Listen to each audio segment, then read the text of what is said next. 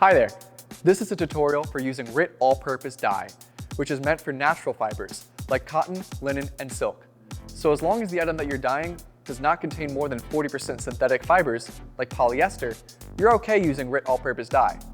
If it does contain a little more, I'd recommend using our product Rit Dye More, but the instructions are a little bit different and you can find them on our website. A couple things to note about our product is that Rit Dye is non-toxic, and unlike other dyes, it doesn't take 24 hours to set.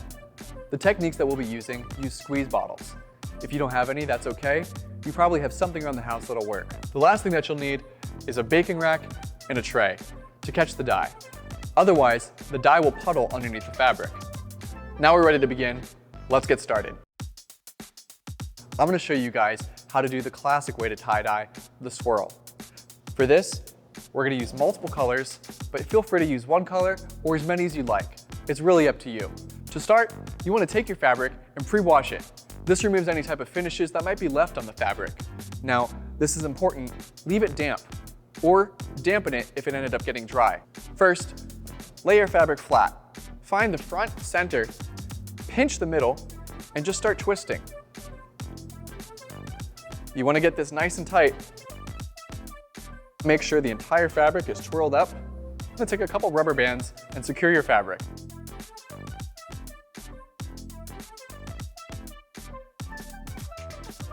Prepare the bottle by mixing 2 cups of hot water with 2 tablespoons of dye. Give it a good mix. Now it's time to apply the dye. First, you'll put your baking sheet down to catch those drips.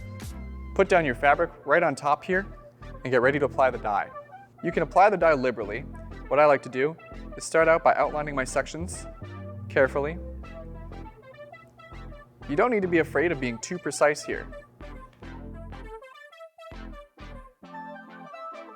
Again, going to the center, working my way out in sections.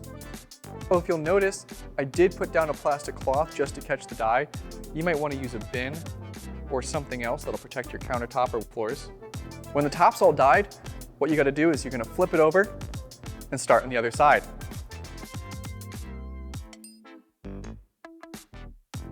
Try to match your sections that you did on the first run as much as you can.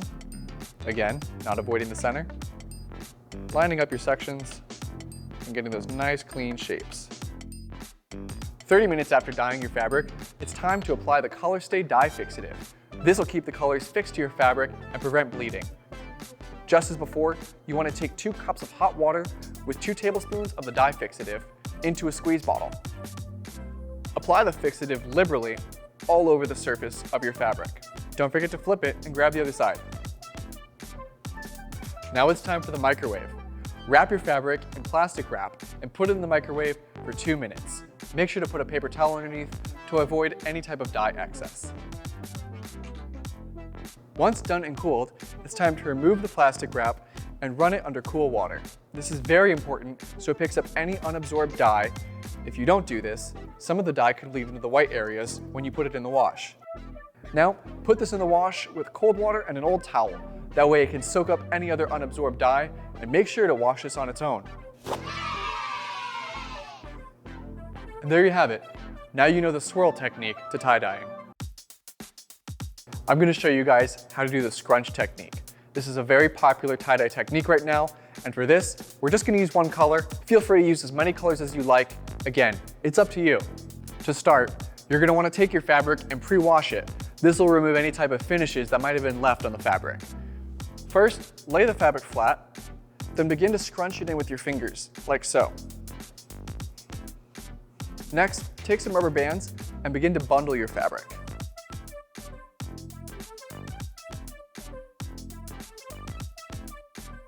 Next, you want to place that baking rack down, and on top of that, your fabric. Now it's time to prepare our dye.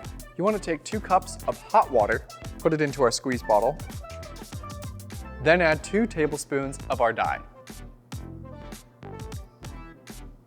Now it's time to apply the dye. You can apply the dye liberally, but one of the goals here is leaving white sections. This is a real test of constraint. We want to make sure that we leave certain sections white so that our final product has a lot of contrast. try really hard to leave some white. Next, we flip it over and do the other side.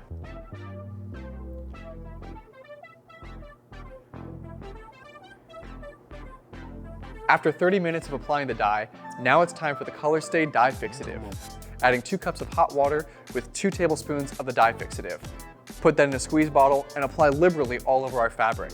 This will keep our colors from bleeding and our white areas from getting colored. Apply it liberally to the surface of the entire fabric. Make sure to get the other side. Now it's time for the microwave. You're going to want to take some plastic wrap, wrap your fabric, and put a paper towel underneath, and put it in the microwave for 2 minutes. This will heat cure the dye, adhering the dye to the fabric. Once done and cooled, remove the plastic wrap from your fabric and rinse it under cold water. If you don't do this, some of the dye could bleed into the white areas. Finally, you want to wash your fabric on its own in cold water with an old towel. It'll catch any unabsorbed dye. And there you have it. Now you've learned the scrunch technique to tie-dye. Thanks for watching. Have fun tie-dyeing.